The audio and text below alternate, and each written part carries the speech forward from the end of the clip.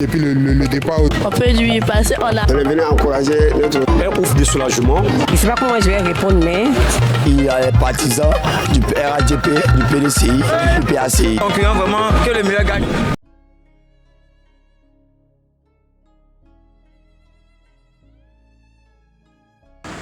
Begremombe a été nommé Premier ministre de la Côte d'Ivoire. Un chantier énorme l'y attend. Les Ivoiriens dans ce trottoir politique situent leurs priorités. Bonjour. Nous aimerions savoir, le nouveau gouvernement Mombe, quelles sont les priorités auxquelles il doit s'attaquer après la formation de ce nouveau gouvernement? Il doit d'abord s'attaquer à la cherté de la vie. Tout a augmenté sur le marché. Il faut que les gars revoient tout ce qui est comme denrées alimentaires. Et ils n'ont qu'à revoir encore au niveau du transport. Parce qu'aujourd'hui, le carburant a augmenté. Il faut que les gars font face à ça. Sinon, la population va souffrir délibérément. Mais comme les gens ne peuvent pas parler, c'est ça.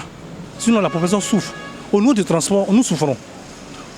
Comme une distance d'ici, en Anéré, Bel, tu as payé le transport au moins 500 ou bien 600, 800 pour pouvoir arriver dans ton lieu de travail. Ce qui n'est pas bon. Donc, ils n'ont qu'à revoir un peu le coût de la vie. Le coût de la vie nous fatigue. Et ils n'ont qu'à chercher à améliorer un peu la gestion du ministère du Commerce. Parce que c'est eux qui doivent s'occuper de ça. Ils n'ont qu'à penser à nous. Voilà. Et ils n'ont qu'à nous aider. Et au niveau des factures, ils n'ont qu'à... Avant, l'État nous subventionnait la population. Aujourd'hui, ils ont tout arrêté. Même les factures d'eau, factures de courant, tout a augmenté. Donc nous souffrons. Donc ils n'ont qu'à nous aider à ce niveau-là. Avec l'arrivée du nouveau ministre qui est là, M. Begremombe, je pense que il peut relever les nouveaux défis que, comme le président l'a souligné lors du Conseil des ministres. Et de nos jours aussi, on constate qu'il y a trop d'insécurité à Abidjan. Quand tu sors, toi-même tu as l'impression que tu n'es pas en sécurité. Mais je pense que face à ce point, essayer de renforcer la sécurité à Abidjan et aussi à l'intérieur du pays. Et comme on a dit aussi, c'est l'année de la jeunesse. Donc on peut faire des programmes de la jeunesse, des projets, tout ça et autres. Déjà, selon moi, je pense que le pilier fort d'un pays, c'est la jeunesse. Et voilà, je crois que déjà le nouveau gouvernement doit déjà s'appuyer sur la jeunesse. C'est-à-dire, qu'est-ce que la jeunesse, qu'est-ce qu'on peut déjà procurer à cette jeunesse-là? Et je pense que réellement, le nouveau Premier ministre Begremombe doit mettre l'accent sur la jeunesse, c'est-à-dire procurer de l'emploi à la jeunesse. Et je pense que au vu de cela, d'autres jeunes comme moi, en tout cas, pourront travailler à leur propre compte. En tout cas, voilà ce que je peux dire du nouveau gouvernement. Bon, pour moi, l'éducation. Parce que l'éducation, c'est ça qui fait un être humain. Si les enfants sont bien éduqués, on aura une avenir meilleure dans ce pays. Parce qu'il y a certaines personnes qui ont des comportements, peut-être c'est un manque d'éducation. Ils n'arrivent pas à bien discerner les choses, ils font des comportements, ils ne respectent pas les règles de la société, tout. Donc s'ils insistent dessus, je crois qu'on aura un beau pays comme la Côte d'Ivoire en fait. Ouais. Je me nomme Aïssa. Selon nous aider, le ministre doit diminuer le transport parce que ça nous fatigue beaucoup. Et puis les matins, comme ça, quand on va à l'école, il n'y a pas assez de formation. Et puis, il n'y a pas de travail, il n'y a pas l'argent aussi. Les taux sont durs. Pour les études, l'école est trop difficile, tout va devenir cher. Il va diminuer. Il va nous encourager, nous les jeunes. C'est très complexe. D'abord, vous remercier pour cette question. Cette question, nous attendons depuis longtemps. Je m'appelle Sekedo Victor. Voilà.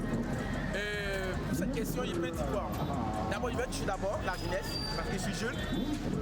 Depuis que le président nous a dit que nous annonçait la jeunesse, aujourd'hui, il nous demande 2 mois. Si vous avez une belle mémoire, il y a une belle mémoire, il nous reste 2 mois, et puis la débat prend fin. Et la jeunesse, aujourd'hui, nous sommes à la conservation encore, nous sommes là, nous regardons le gouvernement. On constate que ce que le président a dit, c'est vrai que certaines personnes peut-être ont bénéficié, mais la majorité en a bénéficié de ça encore. Ça d'abord, c'est la jeunesse. Deuxième chose, la jeunesse de la vie. Nos parents pleurent au marché, nos mamans pleurent, nos soeurs, en tout cas la vie est très chère. La vie est très chère. Je pense que si la jeunesse travaille et que ce que le président dit, si ça a été respecté, nous n'allons pas parler après de la jeunesse de la vie encore. Parce que quand on dit la jeunesse de la vie, c'est parce que la jeunesse ne travaille pas. C'est pour ça que nous parlons de la jeunesse de la jeunesse.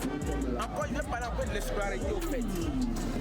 chaque année, on a constaté que chaque année, mais chaque deux ans, les livres, nos parents changent des livres. C'est-à-dire que le livre qui est utilisé, moi, le livre qui est utilisé en France, CP1, mon petit frère qui est né pouvait utiliser. Aujourd'hui, ça change. Il paye un livre, demain il paye un autre livre. Ça veut dire que les choses sont un peu difficiles. Nous faisons confiance au gouvernement, aussitôt au ministre qui vient d'arriver, qui encore revoit ce dossier-là, afin que nous, la jeunesse de la Côte d'Ivoire, puisse satisfaire de notre président et du gouvernement. Je parle de tout le monde, ça implique n'importe qui. À toi que Dieu vous garde et merci pour cette question. Depuis le départ, On peut lui passer, on a... on est venu encourager notre... Un ouf de soulagement. Je ne sais pas comment je vais répondre, mais... Il y a les partisans du RADP, du PDCI, du PACI. Donc vraiment